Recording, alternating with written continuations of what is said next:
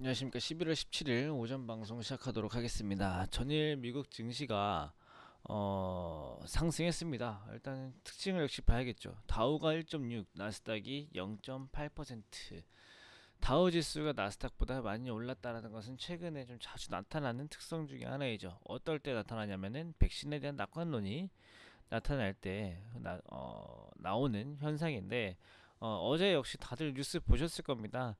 이거는 이제 주식을 하는 사람이 아니더라 하더라도 이 코로나 상황으로 인해서 이 백신에 대한 관심이 엄청 높은 상황이기 때문에 다들 뉴스는 보셨을 것 같은데, 이번에는 모더나에서 이 백신에 대한 이슈를 발표했습니다. 어제 저녁에 기사로 많이 나왔었는데, 일단 모더나가 발표한 백신에 의하면 94.5%의 커버리지가 있고, 또 보관성, 한참 그 화이자에서 백신 나왔을 때 영하 70도에서 보관 가능하다.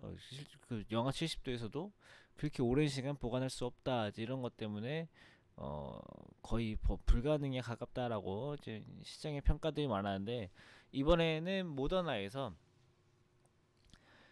2에서 8도, 그러니까 냉장고 온도죠. 냉장고 온도에서는 30일간, 그 다음에 영하 20도에서는 6개월간, 상온에서는 12시간 보관이 가능하다라고 발표를 한 점이 가장 먼저 부각이 되었습니다.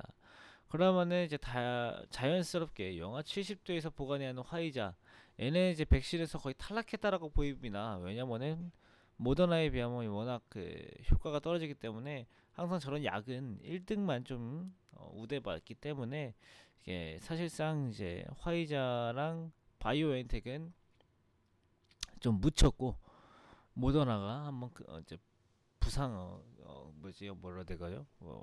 부상을 좀 했다, 이렇게 보시면 좋을 것 같아요. 그래서 일단 모더나가 FDA에 긴급 사용 허가 신청서를 제출할 거다라고 얘기를 했고, 일단 올해가 얼마 안 남았죠. 뭐 이번 주나 다음 주에 긴급 사용 신청서 내서 허가 된다라고 하면은 12월 말까지 2천만 개, 내년에는 5억 개 정도 생산할 것으로 발표를 좀 했습니다. 일단 이로 인해서 코로나 피해 업종들은 뭐 예상 EPS가 올랐죠. 내년에 EPS. 왜냐면 올해 2천만 개부터 접종하기 시작하면 일단 EPS는 상향될 거다, 이제 얘기를 했고, 그다음에 코로나 피해 업종들은 강세를 보였으나 언택트 업종들은 부진한 흐름. 자, 어떻게 보면 당연하죠. 그리고 이제 이것뿐만 아니라 전반적으로 시장에 대해서 크게 뭐라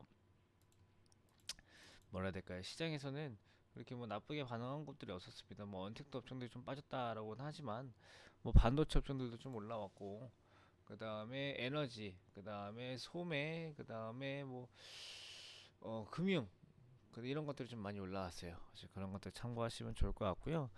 제가 우리나라 시장을 시황을 말씀드린 타이밍에 상대적 박탈감 주의 이렇게 적었습니다. 죄송합니다. 상대적 박탈감 주의 이렇게 적었는데, 일단 이 부분에 대해서 텍스트로는 적지는 않았습니다. 텍스트로는 적지는 않았고, 어떤 말씀을 좀 드릴 거냐면은, 어제 삼성전자랑 SK 하이닉스가 오르면서 지수가 막 2% 이렇게 올라가는 걸 보고 내 주식은 안 올라가는데라고 생각했던 분들이 굉장히 많을 거예요.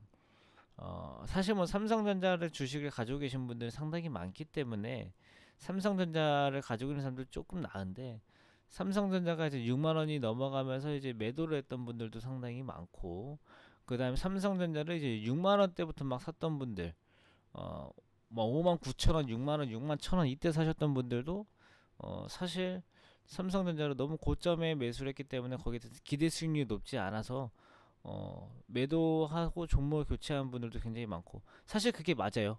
그건 맞습니다.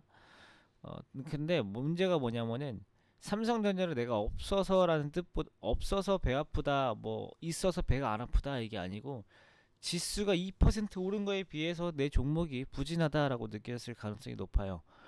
그게 뭐 특징이 뭐 삼성전자뿐만 아니라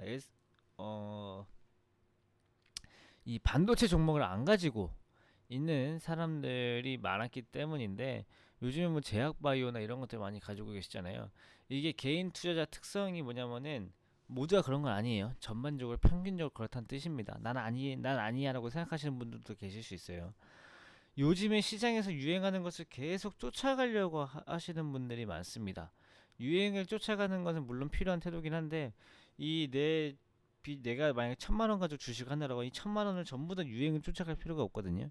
이 유행도 조금 지났더라도 나중에 다시 올 수 있는 것들, 그 다음에 지금 유행하는 거, 앞으로 유행할 거 여러 가지 좀 나눠서 가져가야 되는데 지금 유행하는 것을 다 이렇게 쫓아가시는 분들은 반도체가 갑자기 유행했기 때문에 이 반도체 종목이 없는 분들이 상당히 많았을 수도 있어요.